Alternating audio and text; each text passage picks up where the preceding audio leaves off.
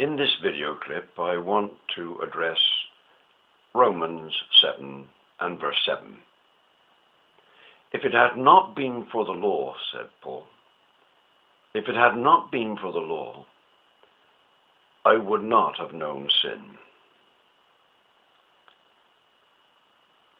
Now, this text, at first glance, is a very powerful support for Calvin's use of the law in preparing sinners for Christ. Here we have it. Paul says, I would not have known sin except for the law. And I can see how the argument would run. Unless we preach the law to sinners, they will never know what sin is. And if they don't know what sin is, they will never come to Christ. So we must preach the law before we preach Christ. And this, of course, is preparationism. We prepare sinners. We fit them for Christ by taking them to the law, first of all. I wouldn't have known sin. I wouldn't have known what sin was, but for the law. Now, is this what the apostle is saying? Well, let's just take a pace back. Before we come to application of a text, let's exegete it. Let's see what the apostle was saying in his context. And the context is plain. Romans 7:7 follows Romans 7:6, obviously. And it goes on to Romans 7:8. And I advise you to read from verse 4 right through 12 and on. Read on to the end of verse 12 and see the complete context. The immediate context is this. Paul has just asked a question. Is the law sin? Is the law sin? Now, this is typical of the apostle. When he makes a staggering statement, and he's made a staggering statement here in verses 4 to 6, that the believer has died to the law. The believer has got to die to the law. But the believer has died to the law in order to be married to Christ. And this is essential because without marriage to Christ, there can be no sanctification. But Paul has made the point. Until he's died to the law, he can never be married to Christ. This is so startling a statement that, as he so often does, the apostle raises a question. He does it in Galatians. He has to, because he imagines an objector saying to him, well, now, if this is right then, is the law sin? What's wrong with the law then? Or as he says in Galatians, what purpose the law then? Why was the law added then? If it didn't do this, or if we've got to die to it, well, what's the purpose of the law? Is the law sin, he says here? And his answer is no. Is the law sin? By no means. The old authorized version had God forbid, I expect. That's the type of phrase it would use. By no means, certainly not. It's unthinkable. You see, if it had not been for the law, I would not have known sin.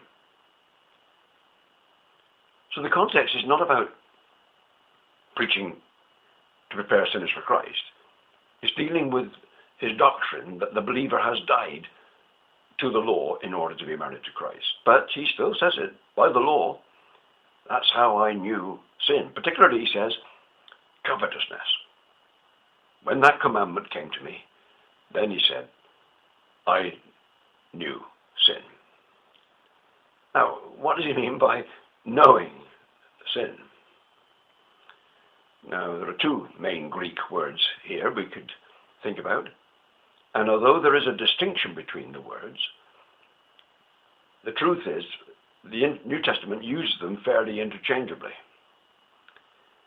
So I don't think we can find much explanation, as it were, from looking deeply into the nuances of the word to know here. I think the context must tell us. But what does the context say? I would not have known what it is to covet if the law had not said, you shall not covet. But sin, seizing an opportunity through the commandment, produced in me all kinds of covetousness. For apart from the law, sin lies dead. I was once alive apart from the law. But when the commandment came, sin came alive, and I died. The very commandment that promised life proved to be death to me. For sin, seizing an opportunity through the commandment, deceived me, and through it killed me. So the law is holy, and the commandment holy, and righteous, and good. The context to me is plain. The law, in Paul's experience, was this. It aroused sin in him. It stirred him. Contrary to the principle that it was given that if a man kept it, he would live. And in fact, it killed me, he said. The weakness is not in the law, though, as he will say in chapter 8. The weakness was in me. I was a sinner, you see. And when the commandment came to me, sin took the opportunity in the commandment to arouse covetousness in me. And I think this is what he means by the word no sin. He felt the power of it, the besetting power of it, the clinging power of this sin, covetousness. I understand the rabbis said that the covetous commandment stood for the whole law. I don't know whether there's any truth in that. I can quite accept it. But let us just take it as the individual commandment. That will do. But far from preparing him for Christ, it stirred him to covetousness and to sin. It killed him. It became his enemy, if you like, in the sense that it didn't bring him to life. It roused sin in him. He's showing the inadequacy of the law to bring him to salvation. Far from putting away sin, it aroused it. Now the NIV puts the word really into the verse. I would not have really known sin. Now that is an interpretation, I agree. But I think they have caught the spirit of the apostle's words in his context. There's no thought here that I preach the law now to prepare sinners for Christ. If I asked Paul that question, he said, well, I wouldn't preach it to Gentiles anyway. They don't have the law, and he never did it. You can find that in the Acts of the Apostles. He never preached the law to Gentiles. But he said, if I preach the law to Jews, and I'll do it, but I know what will happen. I'll use the law, but I know what will happen. It'll arouse sin in them. It'll awaken it in them. It won't save them.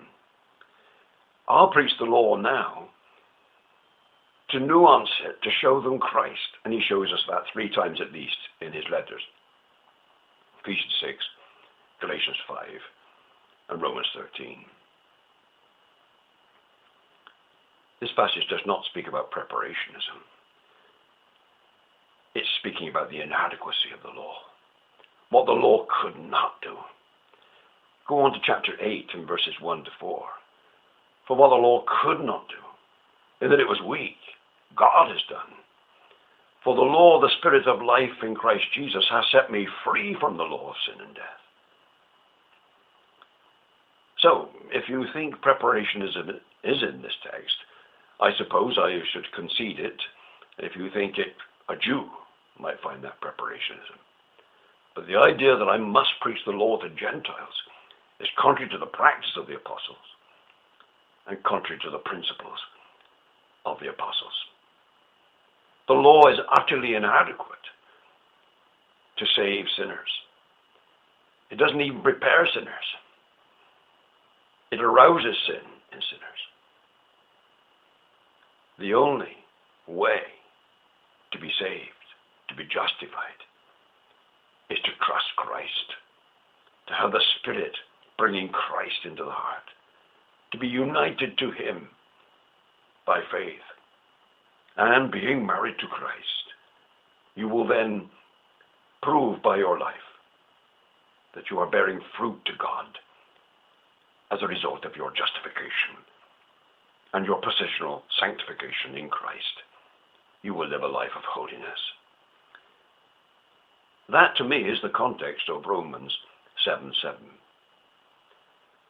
I urge you to read and read aloud from Romans 6:1 through into Romans 8:4, 5, and on, and see if I'm not saying the truth. The law cannot. Christ can.